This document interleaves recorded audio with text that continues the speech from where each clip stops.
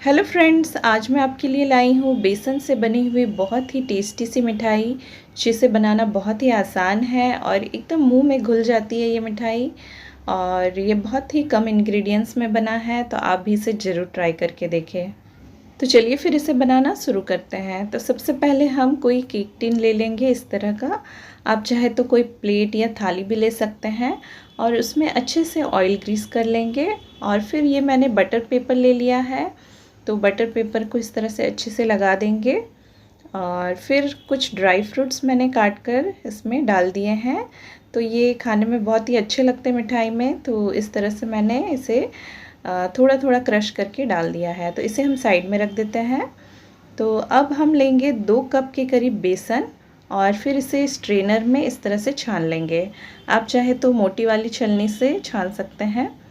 तो इस तरह से हमें छान लेना है। इससे जो इसमें जो छोटी छोटी गुठलियाँ हैं वो भी आसानी से पाउडर बन जाती है। तो इस तरह से चम्मच की सहायता से दबाते हुए हम इसे छान लेंगे। तो ये हमने बेसन छान लिया है। अब हम इसमें दूध डालेंगे। तो ये 2 चम्मच के करीब ही दूध डालेंगे, बहुत ज़्यादा नहीं डालेंगे। और फिर दूध से हम इसमें मोइन लगाएंगे। आप चाहे तो घी का भी इस्तेमाल कर सकते हैं, पर इसमें रिफ़ाइंड ऑयल वगैरह का इस्तेमाल बिल्कुल मत कीजिएगा, इससे टेस्ट बिल्कुल अच्छा नहीं आता है। तो इसे हम इस तरह से मोइन लगाएंगे, अच्छे से दोनों हाथों से रगड़ते हुए। तो अच्छे से मोइन लगा लिया है। अब हम इसे दोबारा से स्ट्रेनर में छान लेंगे। तो दूध से हमने मोइन लगाया है, जिसकी वजह से थोड़े से लम्स इसमें पड़ जाते हैं, तो इसीलिए हम दोबारा से इसे छान लेंगे और इस तरह का पाउडर बना लेंगे ताकि इसमें कोई लम्स ना रहे। और जो लम्स बच जाएंगे इसे हम साइड में रख देंगे। तो ये देखिए, इस तरह से इसे हम हटा देते हैं और फिर दोबारा से बाकी बचा हुआ बेसन को भी हम इसी तरह से छान लेंगे। तो सारे बेसन को हमने छान लिया है। तो दूध से हमने मोइन लगाया है, जिसकी वजह से हमें ज़्यादा घी की ज़रूरत नहीं पड़ेगी। तो उसी से ही हमारा बहुत ही अच्छा मिठाई बनकर तैयार होगा, इसीलिए हमने दूध का यूज़ किया है। आप चाहे तो घी का भी यूज़ कर सकते हैं। तो अब हम एक कढ़ाई में डालेंगे 1/2 कप के करीब घी। और घी जैसे ही मेल्ट हो जाएगा, उसमें ये जो बेसन हमने छान कर रखा था वो हम सारे डाल देंगे। और फिर इसे मीडियम फ्लेम पर लगातार भुनेंगे। और कलर चेंज होने तक हमें नहीं भुनना है, बस हल्का सा खुशबू आ जाए और थोड़ा सा लिक्विड टाइप में हो जाए तब तक हमें भूनना है। तो ये देखिए, इसे इस तरह से हमें लगातार चलाते हुए भूनना है। तो बेसन की आप कोई भी मिठाई बनाएं तो आप घी का यूज़ ज़रूर करें, क्योंकि घी से इसका टेस्ट बहुत ही अच्छा बढ़ चढ़ कर आता है। तो ऑयल का यूज़ बिल्कुल भी ना करें, रिफ़ाइंड ऑयल वगैरह, उससे टेस्ट बिल्कुल भी नहीं आता है। तो आप घी का यूज़ ज़रूर करें।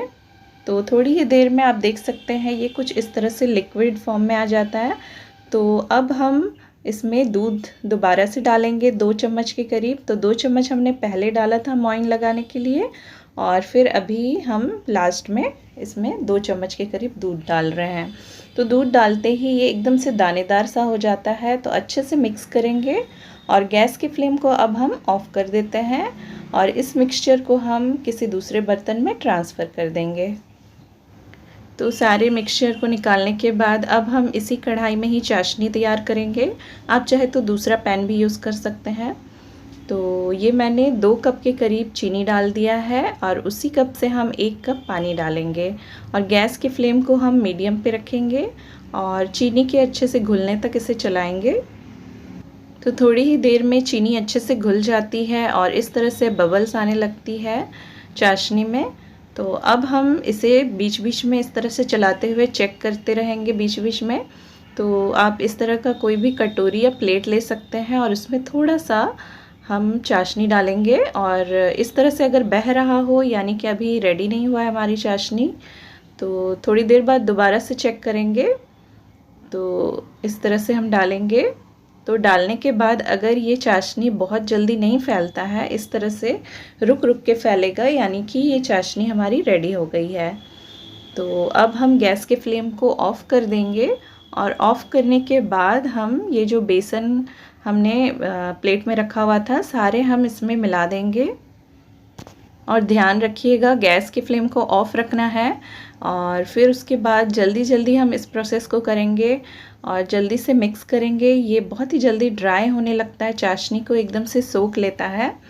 तो आप इसे जैसे ही मिक्स करेंगे, अब हम इसे ये जो केक टिन हमने पहले से रेडी करके रखा हुआ था उसमें हम इस बैटर को डाल देंगे। इसीलिए हमने पहले से केक टिन को रेडी करके रखा हुआ था।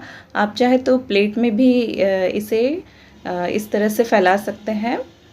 तो मैंने सारे बैटर को इसमें डाल दिया है। अब हम इसे इस तरह से टैप करते हुए बराबर कर लेंगे और बराबर करने के बाद अब हम इसे छोड़ देंगे रूम टेम्परेचर पे 1 घंटे 2 घंटे के लिए। और 1 घंटे में ही बहुत ही अच्छे से सेट हो जाता है। तो ये देखिए, तो अब हम इसे डिमोल्ड करेंगे। तो ये देखिए बहुत ही आसानी से ये निकल जाती है। तो अब हम इसके पीसेस कर लेंगे। तो चाकू की सहायता से आप इसके पीसेस कर सकते हैं। तो ये थोड़ा सा ठंडा होने के बाद थोड़ा ड्राई हो जाता है, तो इससे काटने में थोड़ा सा दिक्कत होती है। तो ये कुछ इस तरह से टूट गया है, तो कोई बात नहीं, आप इस तरह से भी इसे खा सकते हैं। तो ये देखने में ड्राई तो लग रहा है, लेकिन जब आप इसे खाएंगे तो एकदम से मुंह में घुल जाती है। तो आप भी इसे ज़रूर ट्राई करके देखें। तो इस तरह से मैं हाथों की सहायता से तोड़ रही हूँ। तो ये भी देखने में काफ़ी अच्छा लगा जब मैंने इसे सर्व किया। तो ये देखिए कुछ इस तरह से आप इसे सर्व कर सकते हैं। तो इस मिठाई को आप किसी त्योहार में बना सकते हैं या जब भी आपको कुछ मीठा खाने का मन हो तब भी आप इसे बना सकते हैं। बहुत ही स्वादिष्ट मिठाई है, आप भी इसे ज़रूर ट्राई करें। तो आपको मेरी ये रेसिपी कैसी लगी कमेंट करके ज़रूर बताइएगा। अगर आपको ये अच्छी लगी है तो आप इसे लाइक कीजिए, शेयर कीजिए और मेरे चैनल कुक विद पायल को सब्सक्राइब करना ना भूलें। Thank you.